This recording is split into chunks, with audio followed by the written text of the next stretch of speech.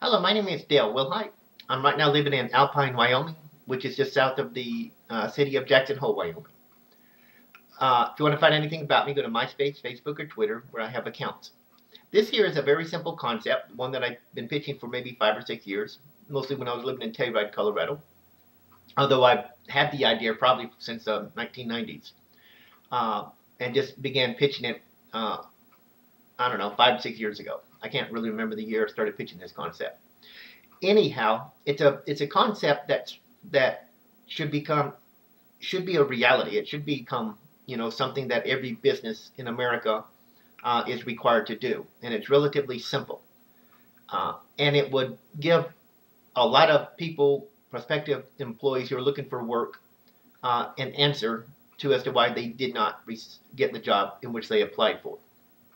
It's very simple.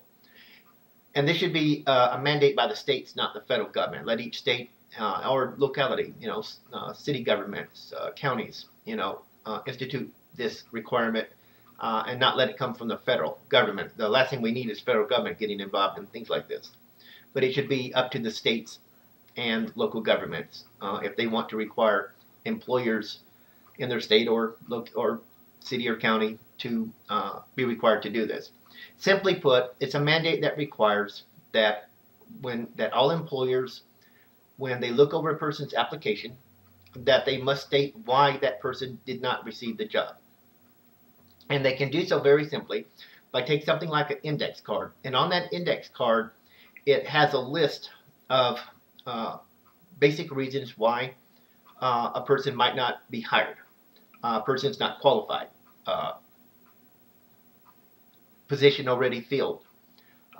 Applicant not old enough. Applicant not experienced enough.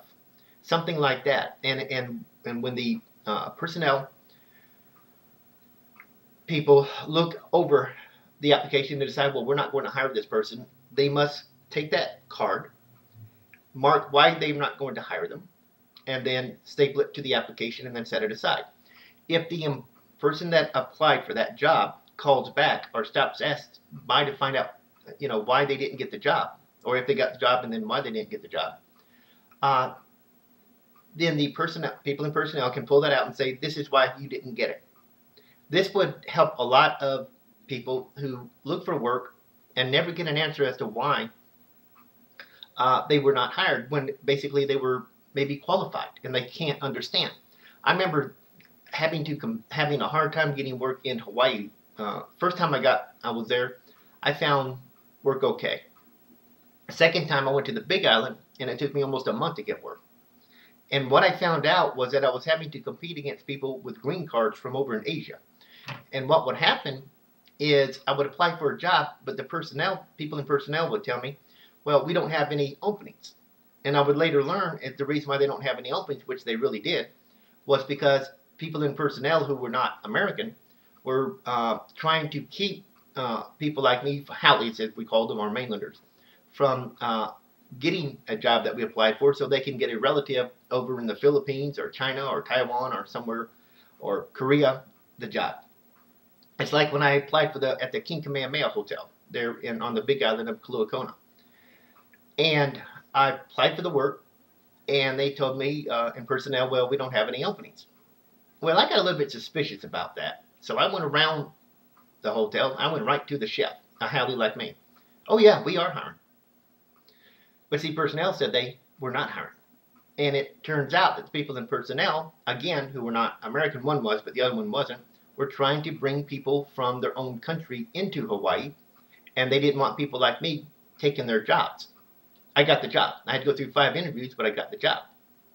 And then one day came in and had my hours cut because the person in charge of the position I had, which was a food runner, and then utility. And utility, we handle banquets, we handle the food runners, we handle sometimes do cook for work and things like that. And then we handle the luau's, and luau's were a blast. He had cut my hours because one of his relatives just got hired on and wanted to give him 40 hours and cut one of my hours so he could have 40 hours. And that's what you're up against, or that's what I was up against. Then when I left 3 years later, came back, went to work for the Kehoa Beach Hotel. Same thing, personnel at the Kehoa Beach Hotel there in Kailua Kona. No, we do not have any openings. Well, that again, I didn't take their word for it. So I went around, talked to one of the cooks who was a Haole like me, one of the cook ones, and he said, yes, we do have openings. Why don't you show up here Saturday morning when the chef shows up? I showed up, and it was a Chinese chef. Yeah, we have openings. I'll hire you. Just like that. I'll hire you. Again, the people in personnel were trying to get relatives from Asia. I don't know what nationality this lady was, because I've only seen her once, to get that position. See? So it's from experiences like that. This was back in the early 90s and mid 90s. It's experience like that that I come to conclude that employers should be required to state why you don't get that job. And people in personnel need to be disciplined, suspended, or fired for lying to people and telling them that there's no position opening when there is. And that happens a lot all across America. You'd be surprised how many people in these personnel departments will deliberately lie to a person, not because they're not qualified, but because they want to get somebody that they know that position that the other person or a prospective employee applied for. And that's the problem that we have. That's why you have some people get so upset about applying for work and not getting the job, and they go in there and they start shooting everybody because they don't understand why they were rejected.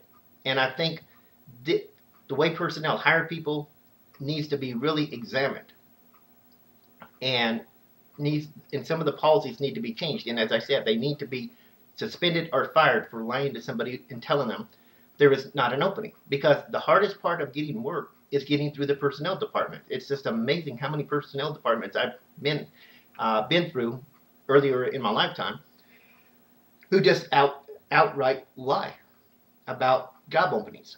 And it's usually because they want to get somebody else that they know that particular job or jobs. And one way to possibly change this a little bit in a that would be simple is to start requiring these people in personnel to explain why each person did not get the job. And all they have to do is fill out that card. If the person calls back or stops by, wants to know why they didn't get the job. And of course, they may stop by and say, or call and say, did I get the job? No. Well, why didn't I get the job? People in personnel will have to go to that index card and will have to read off to them the reason why they didn't get it. And as simple as that. You can talk to your mayor, your town council member, your congressional representative, and see if they can make this a reality so that people who apply for work can at least have an answer as to why they didn't get a job. It's a very simple thing to do. Thank you for your time.